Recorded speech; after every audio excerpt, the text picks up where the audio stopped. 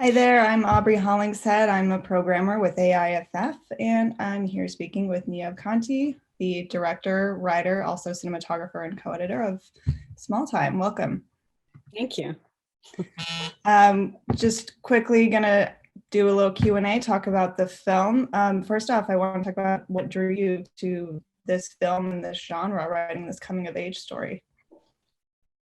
I don't know if I was drawn to the genre really as a genre. I was just drawn to it stemmed from a short film, and it wasn't meant to be a feature originally, which kind of came out of a memory I had as a child, and the disparity between my experience of that moment as a child and the adult experience of that moment, from the adults and knowing what it was, learning later. So I kind of wanted to explore a child's point of view in dark, problematic situations and kind of see how that translated. And then when we expanded into a feature, of course, it just got more and more about country and all sorts of things that could be filtered through the mind of a child. Mm-hmm. Yeah, it's interesting that when you said you adapted it from a short film, is that something you incorporated into the film as part of it? Can you talk about that a little bit? Yeah, so the short film, I don't show it as a short film anymore. I incorporated it into the earliest part of the feature, because we kind of wanted to show this girl growing up. When moving into feature territory, it seemed essential to use the fact that we had her earliest time, and we obviously couldn't go back to that time because she was 7 years old when we were shooting that. And then she was, I think, 8.5 maybe when shooting part 2. So we wanted to show a growing up between each part. And she, I think, was 10 when we finished part 3. Mm-hmm. So I kind of chopped up the feature and incorporated it into her earliest portions. Smart, yeah. Audrey Grace Marshall, the star in this, she's great. She's I see that she's gone on to do some great stuff. She was in The Flight Attendant recently too, so really interesting to see her progression. What was it like working with her and sort of working out the character and those sort of naturalist moments where she's just being a child? Was that something that was on the page or something that you were able to work out through your sort of actor-director relationship? I guess both. I mean, she was really amazing to work with. And I think the reason we moved into a feature with it was because I cast her for the short, and she brought so much stuff to it and just such a sensitive there-ness. And we all kind of were curious to know what would happen to this character after. And of course, I wanted to continue working with Audrey because she's such a intuitive actor. And that was the short was her very first acting gig ever. Wow. Her first experience on a set, we just plopped her down there and was like, no rules, but don't look at the camera. And then, you can do no wrong. And she took to it so quickly. And I mean, it's obvious that she's got a gift for this. And I think that's why she's gone on to do so many more things. And I think, her character over the span of the film really allows her to show her gift, which is not, it's a gift of simplicity and being, which is hard to find in a child actor.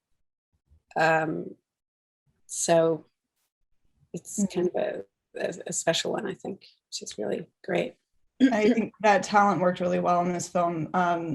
Especially, I noticed you use a lot of sort of quiet moments and negative space to convey these really poignant moments without saying anything, which I thought was really brilliant. And I loved how she sort of melded into those moments.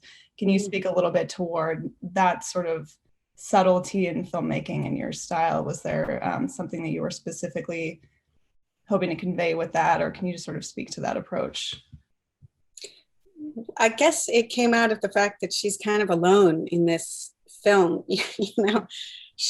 There's a lot of other characters, but she really is very much alone throughout the whole thing, because none of those other characters support her or even speak to her in a way that's helpful or present.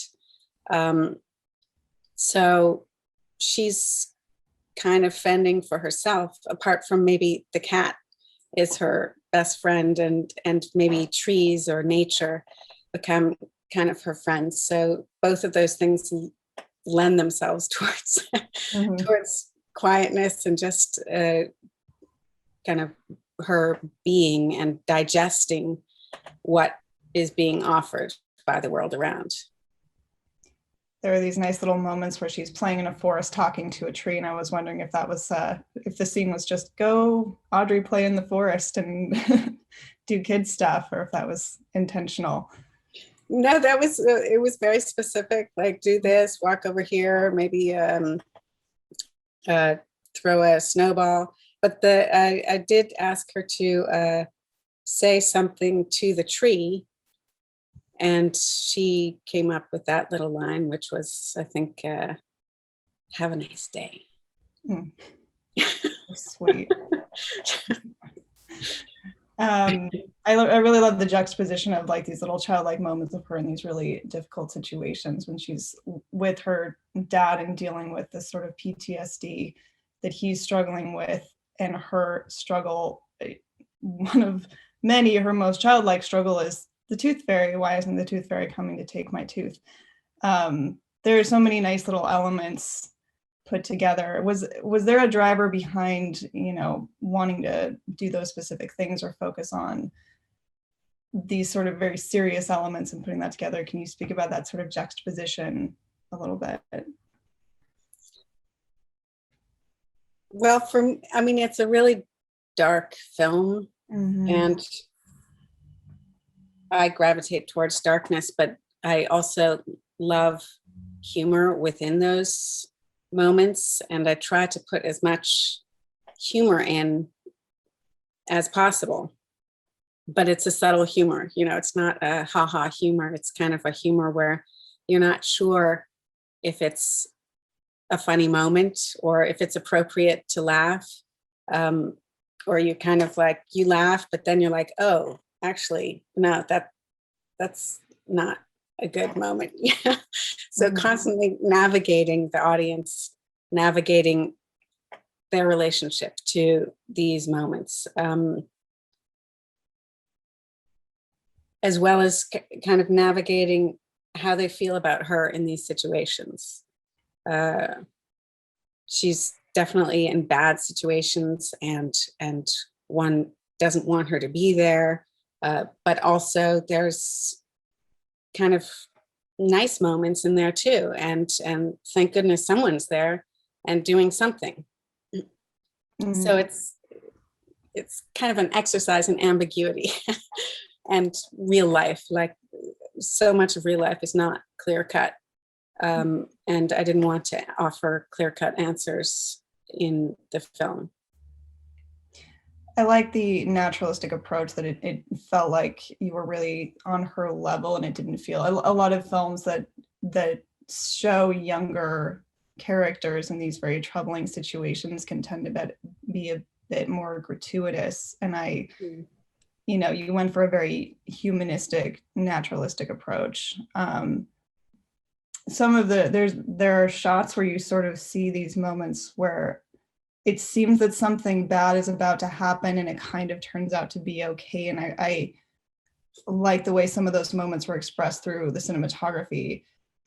What's coming to mind is this scene where she's laying on a church pew and the priest comes up to her and there's this sort of like, is something bad about to happen or is this okay?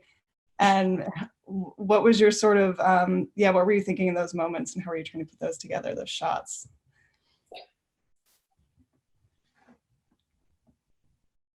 I mean, the whole film is based on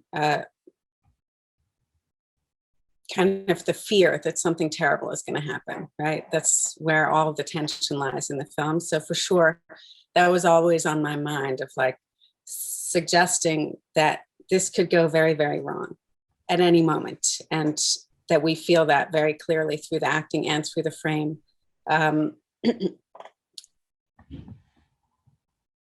like for that moment was kind of just a fun moment, because she is lying down, and how would she really see this face that appears over her? And I thought it was kind of fun to put him upside down like that, and suggest also that this could be bad. It's always there. I think a lot of people assumed that the priest would take it to a dark place because of the nature of the film, and all the fear is always there that something's going to go bad. So I did want to suggest that was a possibility, even though actually that doesn't go in that direction at all. Some of the themes of military patriotism, PTSD, and her sort of things that she was picking up from her environment that caused her to react the way she did towards her friend and all of that. Can you talk about the inspiration for that and where that came from? I mean, the film is shot in rural Pennsylvania, and it's a very patriotic kind of area. And so just, I wanted to come to terms with how people relate to themes of country and God and all of these subjects that are very, this area is very steeped in those ideas constantly. So they're not really new ideas. They're just part of the landscape. But in that same respect, I also wanted to suggest, and it was really important to me, that the Emma character not always be good. That she, like, we feel the danger that she will become influenced by the world around her and grow up to be a part of it in a negative way. Like, she can't just be this sweet girl amongst this kind of problem adulthood. So I wanted to put her in this situation where she's absorbing the rhetoric of country and terrorists and all of these things, and what that would look like if she absorbed it and put it back out into the world in this very, very early grain of a stage. So that's why we kind of see that scene, and then she can reflect on, in detention, she can kind of reflect on why does she do that, right? Why did she do that? And like, maybe we can all reflect on why we do certain things and where they come from to a certain degree. Yeah, I think that mix, you have her expressing all these very dark things while also being very childlike at the same time. She has these moments of like just very much being a kid, these none of your beeswax moments, and the I punched her because she deserved it kind of moments. And it's just really interesting to see those things with the very real violence that she's dealing with. You see her sort of innocence. When you were working with Audrey on these things, it's in all of this really dark material. What was your approach to sort of helping her get through that? Or were there any sort of restrictions that you had to work around, just because it's sort of difficult to work with a child in these situations? There was one restriction, which is a really funny one, in that, and it was placed by Audrey herself. Her mom was really engaged with the project, understood what it was about and why it was going to these places, and supported it absolutely. And so did Audrey, I think, without knowing too much about what she was getting involved in because she was 7 when she started. But the script originally had, and as the adults have quite bad language in it constantly. And so I wanted Emma to eventually take on some of the bad words that adults are saying and start, swearing as the film goes on. But Audrey refuses to swear. That's the one thing that she cannot do. She cannot do it. It's just against her moral code. So I had to just change those bits and write it out. And we tried, we all tried, but she stood her ground on that one. For everything else, she was just totally willing to go for it all. And for the darker scenes, sometimes I was able to, shoot the reverse without her there. But it wasn't too often because she's just so integral to everything that's happening. But we didn't talk too much about those things. If she had questions, she could ask them, but we didn't really discuss too much what everything was. And I think it was just a lot better that way. It is what it is. Whatever is happening is happening. And the whole point of it is that this girl doesn't quite understand what's happening. And I think Audrey didn't quite understand the context of a lot of those scenes, like the shooting up in the bathroom with the woman scene, which we just kind of shot. And I think I used the first take on her face, just watching what that woman was doing and actually being like, what exactly is going on here? And she knows it's oh, they're cooking drugs in a spoon.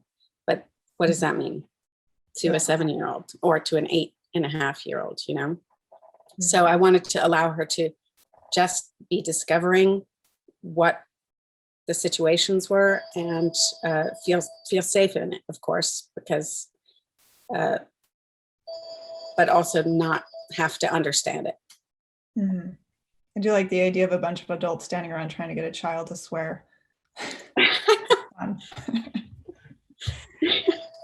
Now, this is coming out in a very weird year. Did you guys have to put this on hold, the release on hold at all for the pandemic? What has that been like? It's been so weird. Yeah, I mean, last March, we premiered at CineQuest. And that festival, we went to California. It got shut down halfway through the festival for the pandemic. And that was the start of everything. So we got 2 screenings in before, which was nice to actually twice have seen it with an audience on a big screen. Then I kind of took a step back and was trying to figure out what does one do now? Unsure, but then it just seemed we had to continue on, and we went back into virtual festival circuit. And we've gotten a lot of awards. It's been interesting and always kind of sort of oddly fun and social virtual experiences through these festivals. And it's been nice because more people have been able to see it than would live in a festival, I think. But obviously also very isolating and kind of weird. Mm-hmm. Are you planning what's coming next, even though production is still sort of slow? Well, me and my producing partner, who made Small Time with me, made a pandemic feature, actually. In September. It was halfway through, we were thinking, oh my gosh, what are we doing? We were living in Pennsylvania out here rurally because normally we're in New York, but it seemed pointless to be in New York at that time. And so with a 2-person crew, myself and John, and 2 actors. We quarantined together out here for a little over a month and made this next feature, which is called Person, Woman, Man, Camera, TV. It's a Trump quote. Oh, great. Yeah. Interested to see that. Are you putting that through next year?